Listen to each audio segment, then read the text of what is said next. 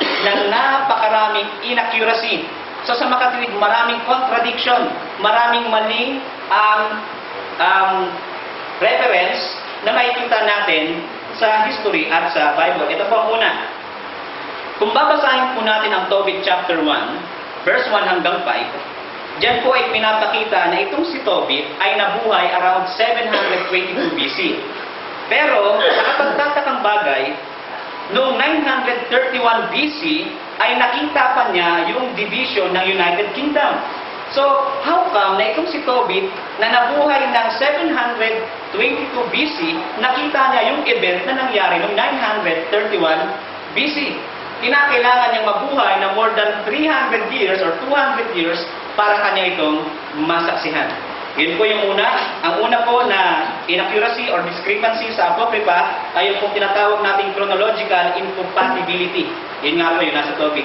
Pangalawa, kung babasahin natin ang 2 Maccabees chapter 8 verse 9, ito po ay contradictory sa 1 Maccabees chapter 3 verse 38 hanggang 4 to 25. Bakit? Sapagkat dito sa talatang ito, sa 8 verse 9, binabanggit na si Gorgias ang leader. Pero pag binasa mo sa 2 Maccabees, ang leader na ngayon, si Nicanor. So, sino ba talaga? Di ba? Isa pang example. Sa aklat po ng Judith, chapter 1, basahin po natin yung verse 1, binabanggit po doon na itong si King Nebuchadnezzar ay hari sa Assyria. Siya ay isang Assyrian kings. Pero sa history, saan po siya naghahari? Babylon. Sa Babylon. Si Daniel chapter 4, binabanggit din na siya ay naghari sa Babylon. So sa makatuwid, meron na contradiction ang apocryphal books sa Bible, which is nagpapatunay lamang na hindi dapat siya tanggapin. Isa pang bagay na gusto ko pong makita natin. Dito po sa Baruch, ayan, ito pong si Baruch, ay nauna po ito kaysa kay Daniel. Tandaan niyo po yan, ha? Nauna siya kay Daniel. Pero sa apocryphal writings na ito, pinapakita na itong si Baruch na nag-claim na siya yung assistant ni Jeremiah ay nag-quote kay Daniel. So how come na siya ay nakapag-quote kay Daniel kung siya ay nauna pang nabuhay kay Daniel? Di ba? Kasi nga po, bakit siya nakapag-quote? Sapagkat ang Baruch ay nag-exist lamang around 200 BC. Doon lamang po siya nag-exist. Ang kay Daniel, 6th century pa lamang, ando na. So, ibig sabihin, itong Baruch na ito ay totoo na ito isang pseudepigraphal books o huwad yung kanyang author. Hindi siya talaga ang author. Ano po? So, yun po yung aking tatlong arguments na makikita natin na aking pong hinihilingan na sa kanyang rebuttal ay kanyang ma-refute upang tayo ay makumbinse na dapat paniwalaan ang apocryphal books. Ano po? Sunod pa. Alam niyo po ba kung bakit naglalaman ng apocryphal books ng maraming discrepancy?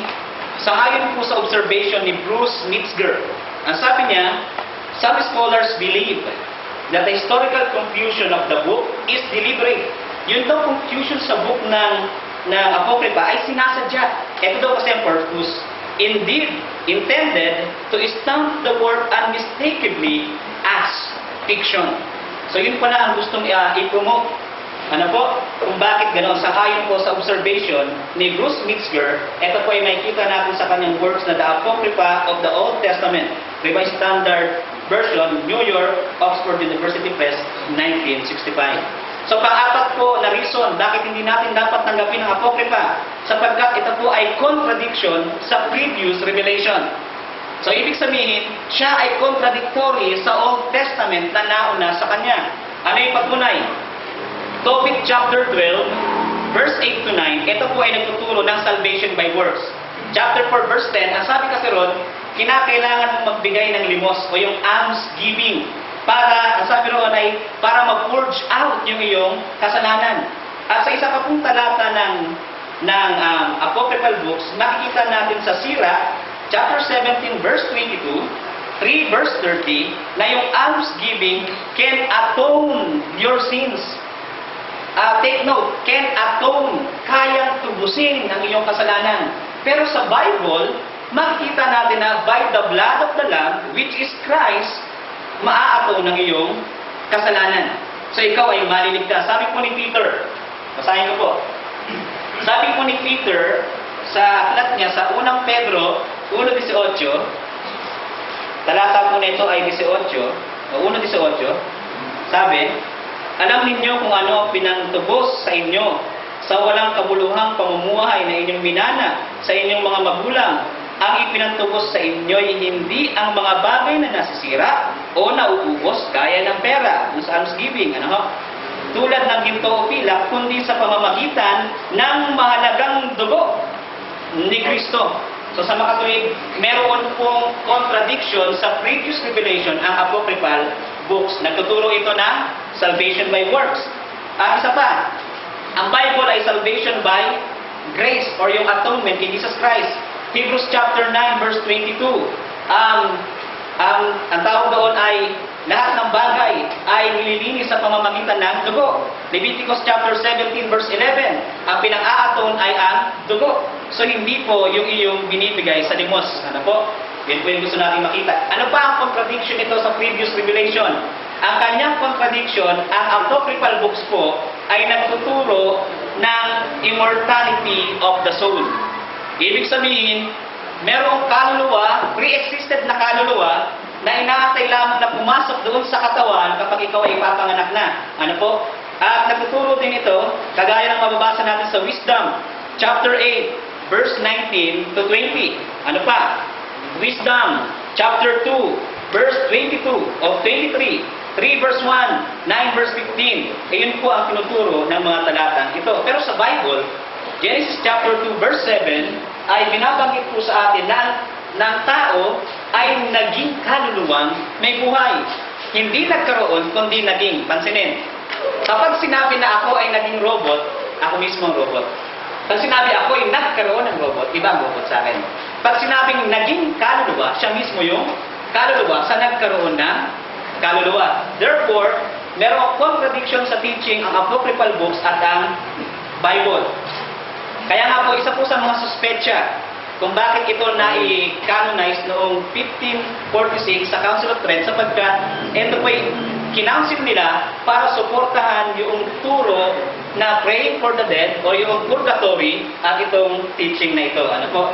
Sabi nga po ni John Pullins, isa po itong Bible scholar, sabi niya, Hebrew Bible is notoriously lacking in attestation of immortality and resurrection. Sabi ni John Pullins, ang ating Bible, yung Old Testament, kulang ng pansuporta sa immortality of the soul. Kaya sabi niya, after quoting Wisdom chapter 2 verse 23, 9 verse 15, he concludes that on this point, the Deuterocanonical book provides an important foundation for the Catholic tradition. So yung kaya pa na naidagdag para masuportahan ang Catholic tradition. Ano po? So yun po ang binabanggit ni John Pullins.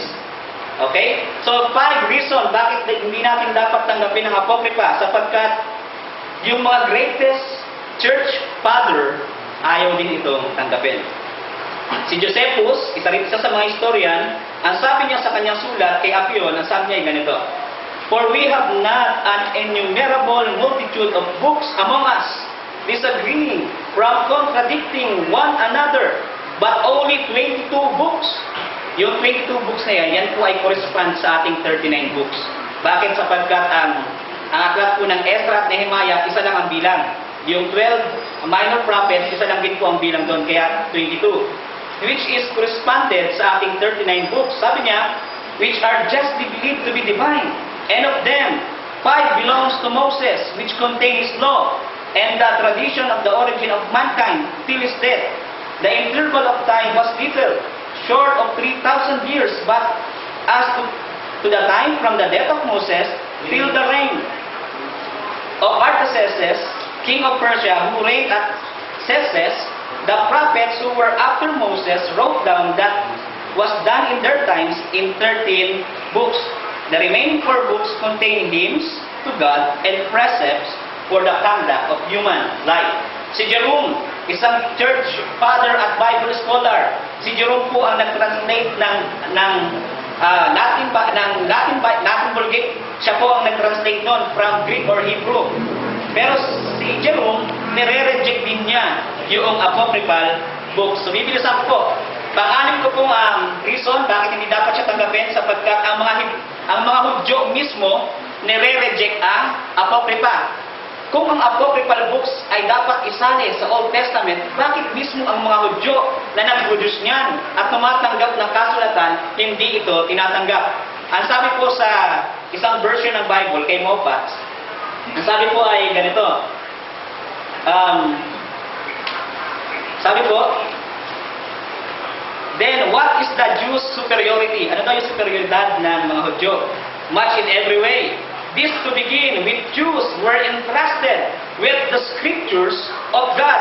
Romans 3 verse 1 to 2. So sa kanila pinagkatiwala ang salita ng Diyos pero hindi tinanggap ang apocryphal books. At panghuli po, na reason bakit hindi natin dapat tanggapin ang apocrypha sapagkat hindi po ito nakapasa sa test of canonicity. Ang sumulat hindi propeta. Ito ay hindi sinulat ng servant ng Diyos. Ito ay naglalaman ng contradiction at ito po ay hindi rin tinatanggap ng mga tao ng Diyos. So bibigyan ko po, akin pong isa-summarize ulit yung aking arguments, yung aking 7 arguments. Una, the New Testament authority. Hindi nag-quote ang New Testament. Pangalawa, propheticity is the test of canonicity. Hindi rin propeta ang sumulat. Pangatlo, marami siyang inaccuracy. Pang-apat, ay contradiction sa previous revelation. Pang-lima, nire-reject siya ng mga greatest Bible scholar.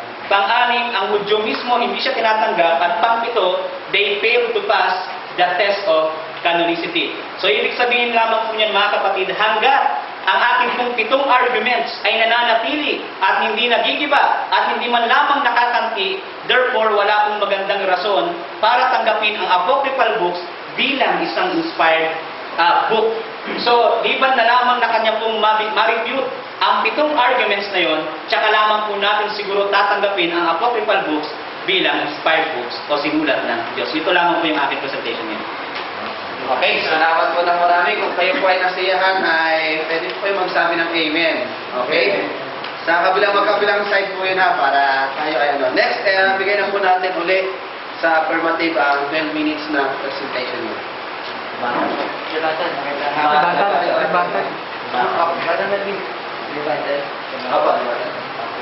Itatanong ako. Hindi po.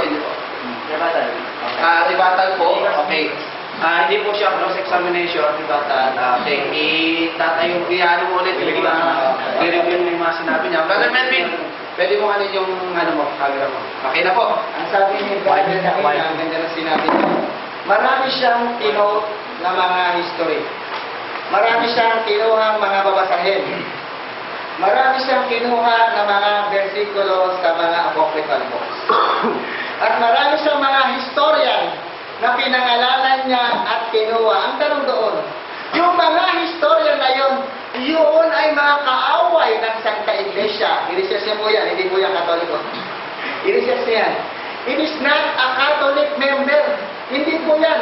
Kaya sinasabi niya, si Lamsa. Sino ba si Lamsa? Si Lamsa, estudyante ni Nestorian. Si Nestorian, iyan ay isang heretic. Ginamit niya yun. Si Moffat. Sino ba si Moffat? Hindi rin po Katoliko yan. Ginagamit yan ng mga iba't ibang reliyon, lalo-lalo na paborito yan ng mga iglesia ni Cristo. Yan ang lagi nilang ginagamit na basehan. Yung mga binanggit niya mga pangalan, yun po ay aking tinignan sa mga interlinear na mga world history, hindi po sila mga Katoliko. Bakit? Inaatake nila, sinisiraan nila ang Santa Iglesia Katoliko. Unang-una, sabi niya na hindi bakit daw ang ating Panginoon hindi raw kumuha sa mga apocryphal. Sa kanya rin mo nagsabi. Sabi niya, ang apocryphal daw ay hindi naglalaman ng prophecy. Natural, wala siya doon sa prophecy na yun. Alam mo naman, kunin mo yun. Pagkatapos mag-prophesize ka. Sa bibig na ng ating kapatid na sabi niya, hindi siya kumuha ron dahil yun ay hindi naglalaman ng prophecy. Natural, hindi gagamitin ng ating Panginoon yun dahil wala doon ang prophecy para sa Kanya. Napakalino. Di ba? Ano ba? Marami raw contradiction. Binigyan ko yung contradiction na sinasabi niya. Hindi ko na nahakot dahil maraming verse ang inala eh. Pero ito importante kinuha ko. Ang sabi niya dito sa Judith, chapter 1, 1 to 7. Si Haring Nabucodonosor daw, sabi niya sa Bisaya eh. Gipailan na sa iyo ka ng apocryphal books. Pinakilala ng apocryphal books daw ay mali. Sabi ng Biblia version Katolika. Sabi sa Judith, si Nabucodonosor pinakilala na hari ng Syria. Pero, tinuod mo siya ang hari sa Babylonia. Saan? 605 to 562 BC. Sumala sa Daniel 4:46. Malinaw ba yun? Hindi. Ito po ang history na nagpapatuto kung bakit nagkaganon. Babasahin ko po Sabi nito, gipailan na sa iyo ka ng apocryphal books, pinakilala ng apocryphal books daw ay mali sa Biblia. Ang sabi sa Judith, gaya inulit ko, sabi niya, ang aking sagot ganito, sa kasaysayan, nagturo na si Nabucodonosor pinakilala na chieftain. Sabi, sa gobernador sa Assyria. Ito, si Nabucodonosor, anak ni Nabukolassar, Kaldehanon, Kabinyan, tinurong pangulo sa gobernador sa Assyria.